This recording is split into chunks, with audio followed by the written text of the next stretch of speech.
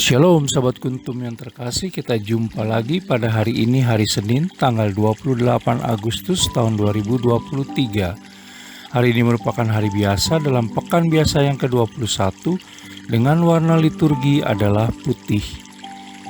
Kuntum pada pagi hari ini mengambil tema pemimpin munafik. Sahabat kuntum yang terkasih, struktur bacaan kita pada pagi hari ini terdiri dari bacaan pertama yang diambil dari kitab 1 Tesalonika 1 ayat 2b sampai dengan 5 dan ayat 8b sampai dengan 10. Mazmur tanggapan pada pagi hari ini diambil dari kitab Mazmur 149 ayat 1 sampai dengan 6a dan ayat 9b. Bait pengantar Injil diambil dari Injil Yohanes 10 ayat 27 dan bacaan Injil pada pagi hari ini diambil dari Injil Matius 23 ayat 13 sampai dengan 22. Sahabat kuntum yang terkasih, bacaan Injil pada hari ini sama dengan bacaan Injil pada hari Senin tanggal 22 Agustus tahun 2022, dan struktur bacaan pada hari ini sama dengan struktur bacaan pada hari Senin tanggal 23 Agustus 2021 dan tanggal 22 Agustus tahun 2016. Baik sahabat kuntum yang terkasih, saya akan bacakan bacaan Injil kita pada pagi hari ini yang diambil dari Injil Matius 23 ayat 13 sampai dengan 22. Celakalah kamu, hai ahli Taurat dan orang-orang Farisi, hai kamu orang-orang munafik, karena kamu menutup pintu-pintu kerajaan surga di depan orang. Sebab kamu sendiri tidak masuk dan kamu merintangi mereka yang berusaha untuk masuk. Celakalah kamu, hai ahli-ahli Taurat dan orang-orang Farisi, hai kamu orang-orang munafik, sebab kamu menelan rumah janda-janda, sedang kamu mengelabui mata orang dengan doa yang panjang-panjang. Sebab itu kamu pasti akan menerima hukuman yang lebih berat. Celakalah kamu, hai ahli-ahli Taurat dan orang-orang Farisi, hai kamu orang-orang munafik, sebab kamu mengarungi lautan dan menjelajah daratan, untuk mentobatkan satu orang saja menjadi penganut agamamu, dan sesudah ia bertobat, kamu menjadikan dia orang neraka, yang 2 kali lebih jahat daripada kamu sendiri. Celakalah kamu, hai pemimpin-pemimpin buta, yang berkata, bersumpah demi bait suci.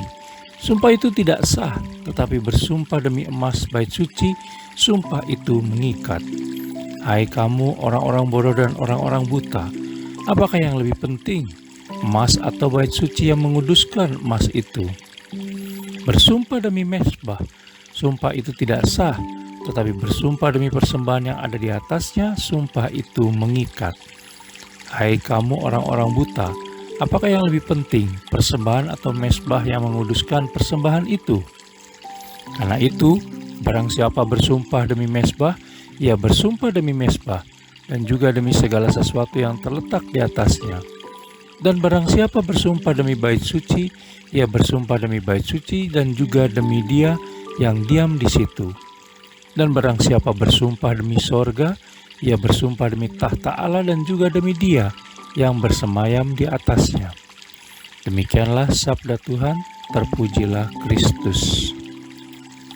Sahabat kuntum yang terkasih, sebelum kita lanjutkan renungan kita pada pagi hari ini, jangan lupa menekan tombol like dan subscribe yang ada di bawah video kuntum ini agar kuntum dapat terus berkembang semakin baik di masa yang akan datang.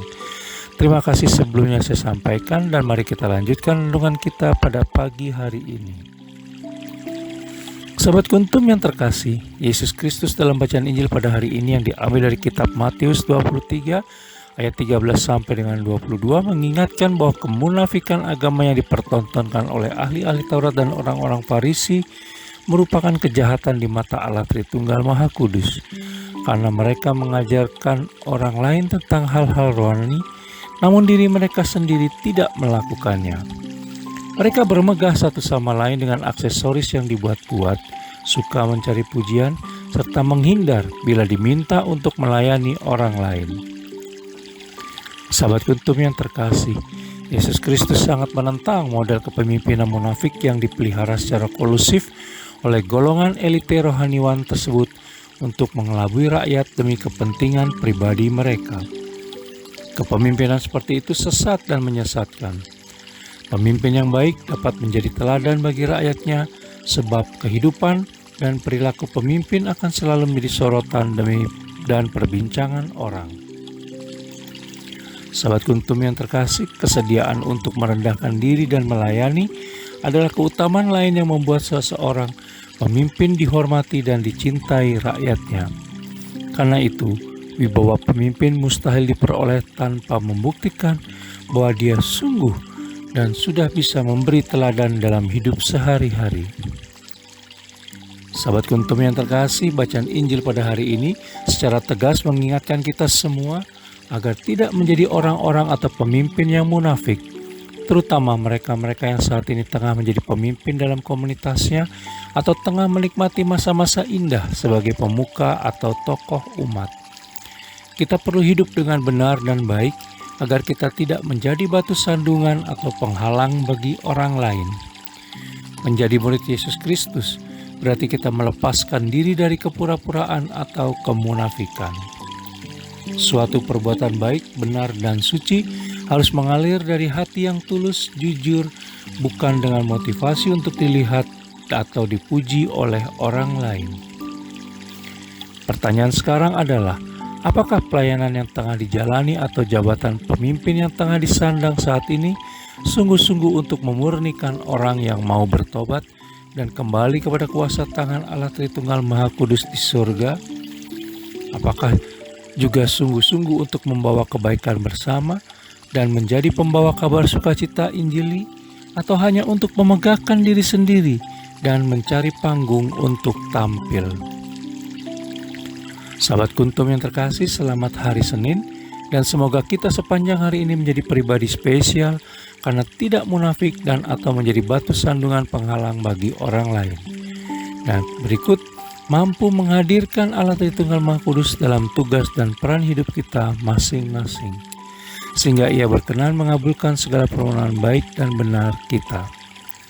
Selamat memulai minggu baru, selamat beraktivitas, dan bila ingin lebih jelas lagi silakan melihat kepada deskripsi yang ada di bawah video Kuntum ini. Dan jangan lupa untuk menekan tombol yang ada di bawah video Kuntum ini agar Kuntum dapat terus berkembang semakin baik di masa yang akan datang. Terima kasih, selamat pagi dan salam.